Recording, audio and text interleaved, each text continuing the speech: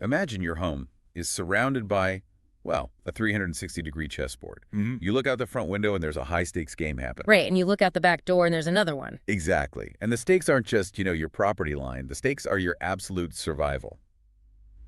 Welcome to this deep dive. I am your host, and I'm sitting down with our top strategic analysts to look at the geopolitical tug-of-war happening right now, literally across India's immediate geographical periphery. Thanks for having me. And yeah, it is stretching from the Himalayas all the way down to the Maldives. We are going to decode this direct daily collision of grand strategies today. Our mission is to figure out if India's drive to operationalize its neighborhood development first policy is actually working. Or, if China's aggressive infrastructural encroachment has basically already checkmated New Delhi, let's just dive straight into the high-stakes reality here. Yeah, zero fluff today. This is the ultimate test of strategic endurance, isn't it? It really is. On one side, you have India desperately trying to cement itself as the indispensable partner. And the overarching net security provider in its own backyard. Right. But on the other side, Beijing is executing this absolute masterclass in asymmetrical pressure. They are utilizing vast economic leverage. And calculated territorial friction, too. Exactly. Constantly threatening to turn India's bordering nations into proxy battlegrounds.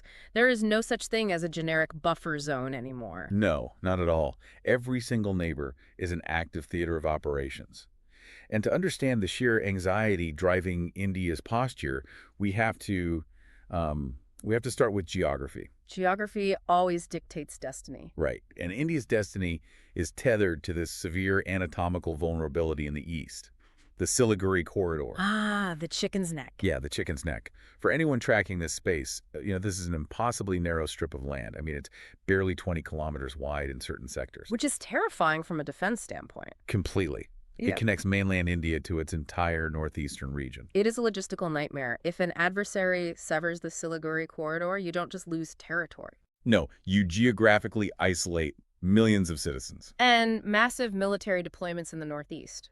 From a tactical perspective, it is, virtually indefensible against modern long-range artillery. Right, especially if a hostile force occupies the high ground nearby. Which is why the security of the corridor is entirely dependent on the political alignment of the nations flanking it. Which brings us to Bangladesh.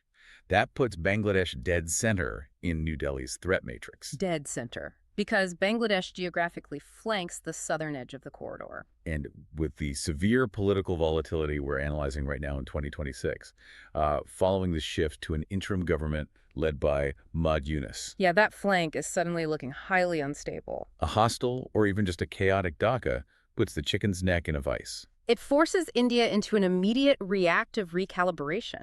Because stabilizing Dhaka isn't just about, diplomatic pleasantries. No, it's an existential requirement. Exactly. You have to prevent anti-India radicalization from taking root right on the border. And beyond the security threat, you have the economic fallout. Massive investments. India has sunk billions into strategic connectivity projects there. Huge amounts. The Akara-Agartala rail link, the vital transit rights through Chattogram port. And those aren't just trade routes, right? They are strategic arteries. They're designed to bypass the Siliguri corridor entirely. Wow. So if an interim government in Bangladesh shifts away from New Delhi, or if the state machinery just paralyzes, those arteries are severed. Gone. So Bangladesh exerts pressure from the south.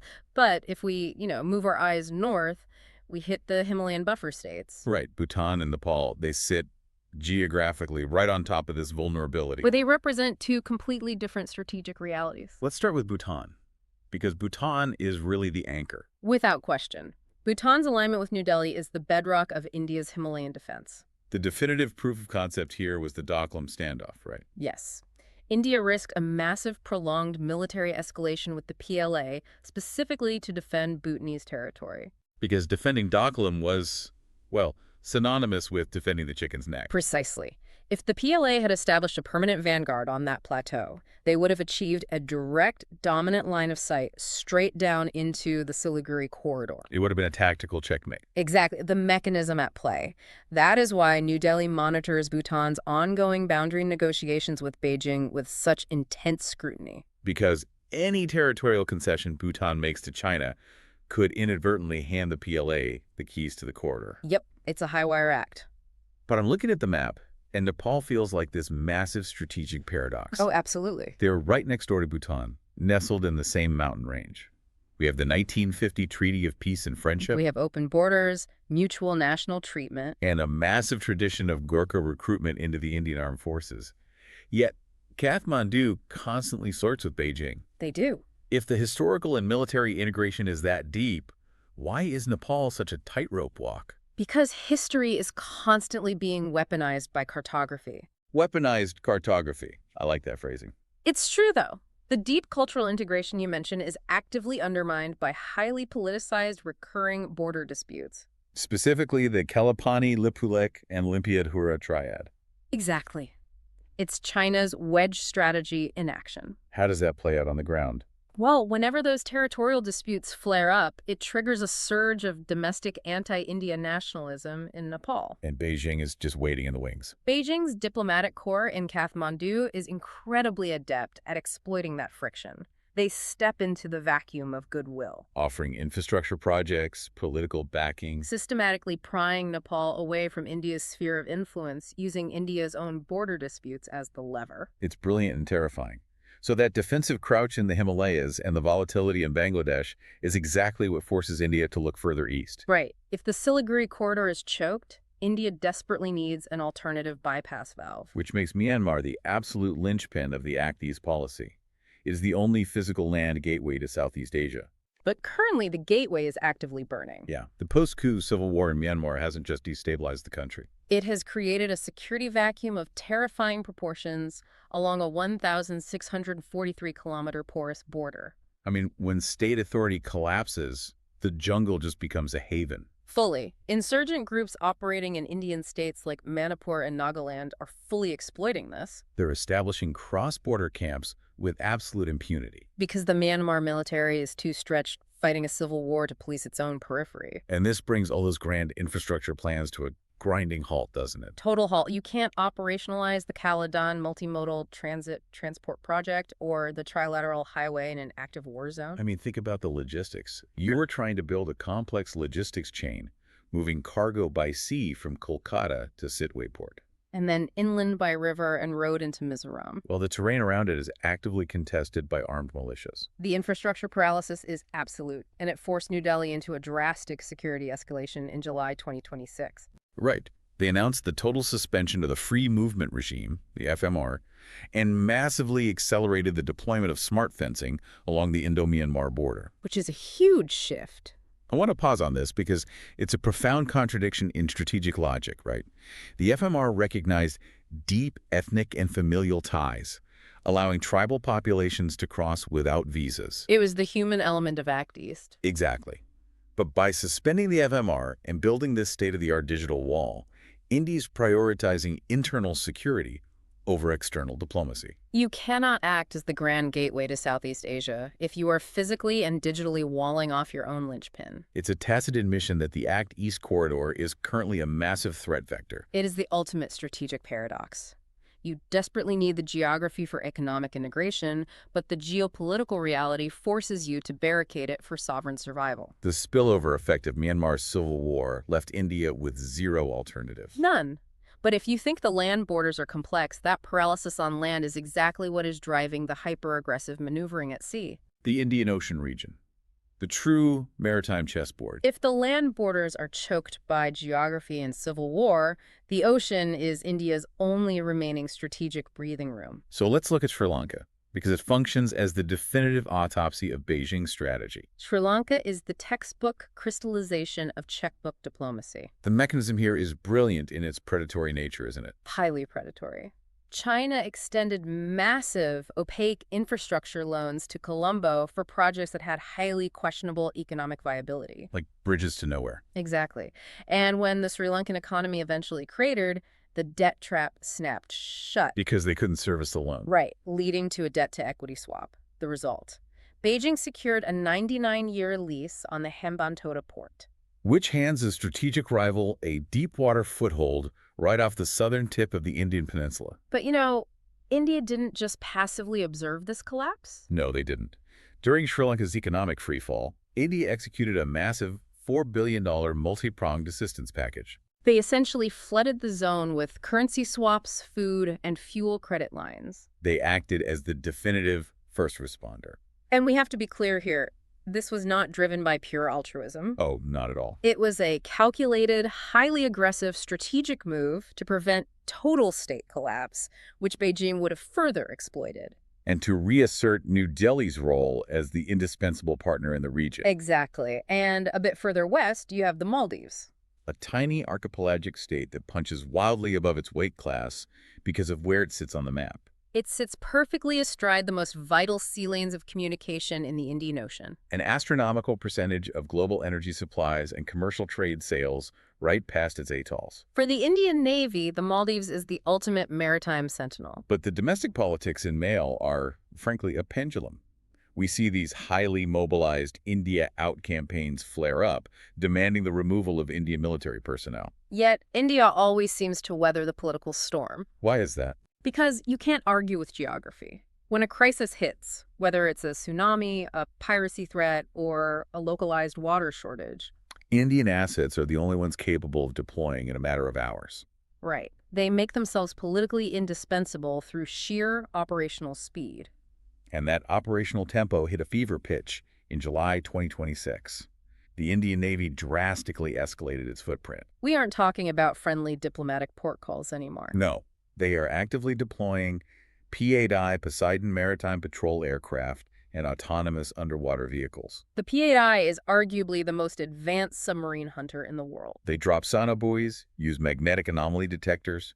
You don't deploy those just to show the flag. You deploy them because the threat environment demands it. They have a highly specific, classified mission. Tracking the undeniable escalating presence of Chinese research vessels and nuclear-powered submarines. Operating uncomfortably close to the exclusive economic zones of Sri Lanka and the Maldives. And these Chinese research vessels are often mapping the ocean floor, right?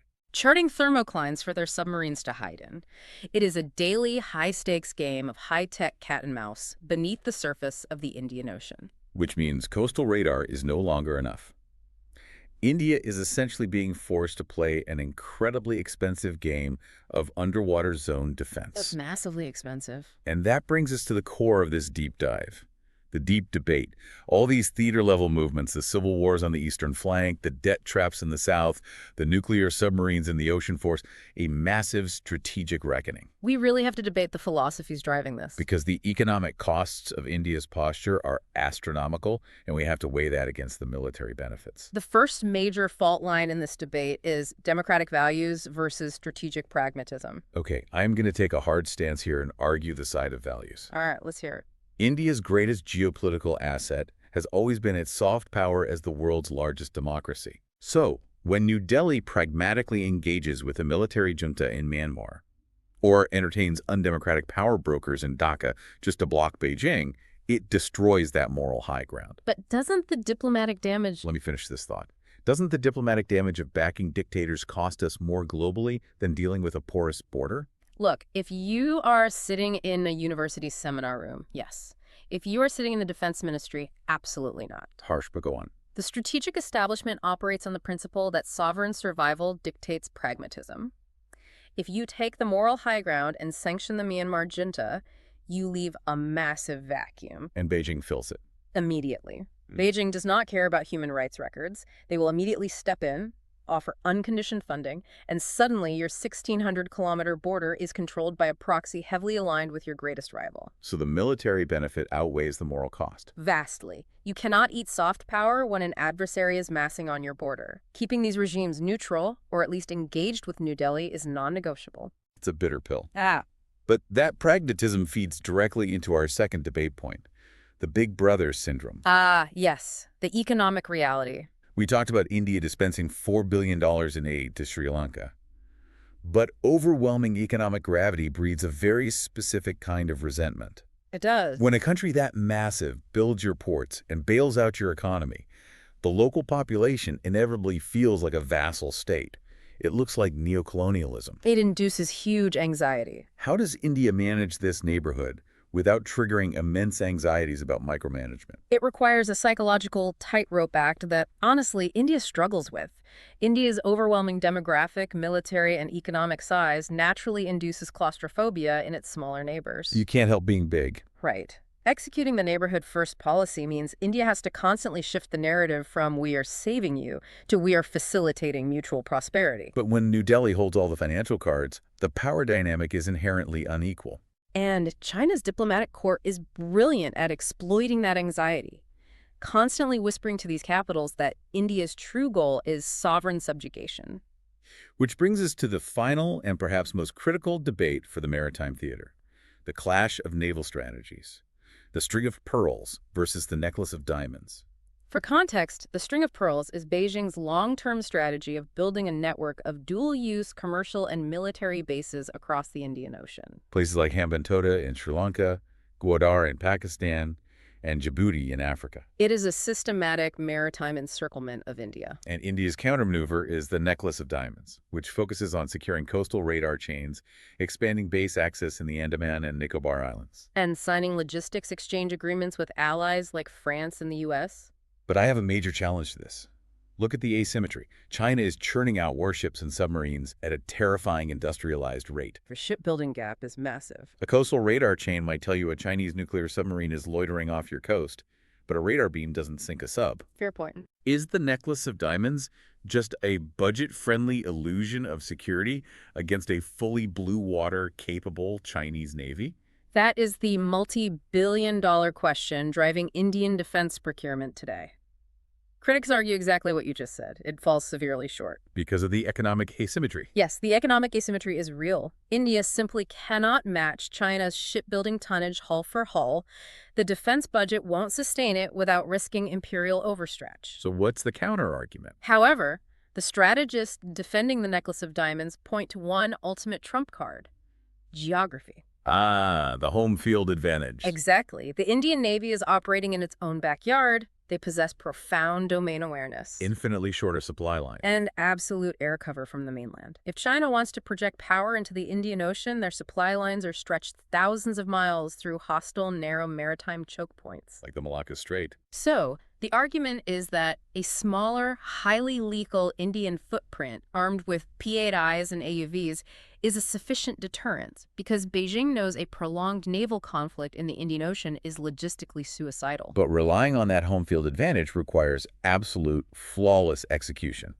And it means the maritime chessboard will remain highly militarized for decades. Without a doubt. Listen, we are entering the final 3 minutes of this deep dive. We are transitioning directly into a high-speed revision. The goal right now is to permanently anchor these strategic realities in your memory. These are vital, non-negotiable memory triggers. Exactly. For you listening, we are going to read off the 8 absolutely critical terms you need to understand this geopolitical theater. Ready? Let's do it. Term number 1, neighborhood first policy. India's foundational diplomatic doctrine prioritizing immediate neighbors to secure its immediate periphery. Term number 2, Act East policy, the diplomatic and economic strategy to connect with Southeast Asia, which relies entirely on access through Myanmar. Term number 3, Siliguri Corridor, or the chicken's neck.